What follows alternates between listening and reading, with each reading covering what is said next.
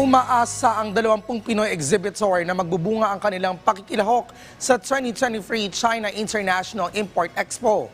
Mahalaga raw ang hakbang na ito para makaengganyo ng mga investors sa ating mga local product.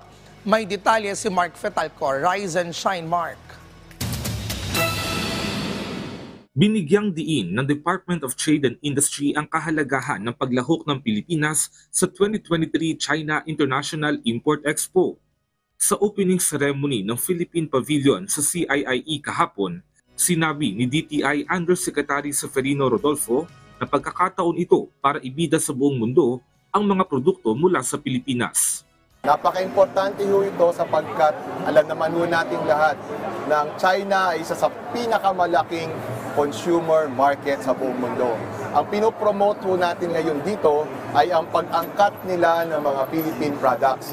Kaya ho nandito tayo. Darating ho dito, dumadagsa ho ang mga buyers coming from all over China.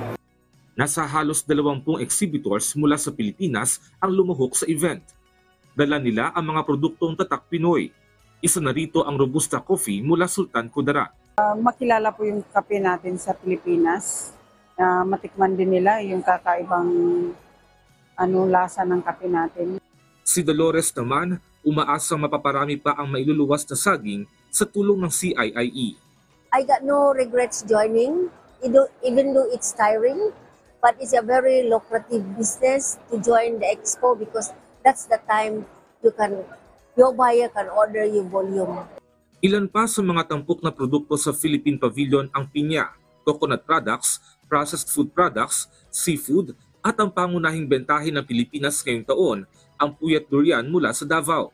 Ayon naman kay Glenn Peñaranda, ang Commercial Counselor ng Philippine Trade and Investment Center sa China, kasama rin sa layunin ng Pilipinas sa pagsali sa CIIE, ang palakasin ang trade relations nito sa China. Naging kayag din ng mga Chinese enterprises to maging partner natin na palakasin pa yung ating production, yung ating cold chain para makapag-export pa tayo ng mas marami. Puspusan ang mga hakbang ng pamahalaan para palakasin ang trade relations nito sa ibang bansa upang makahikayat ng investments na tiyak na lilikha ng mas maraming trabaho lalo na sa mga magsasaka at mangingisda.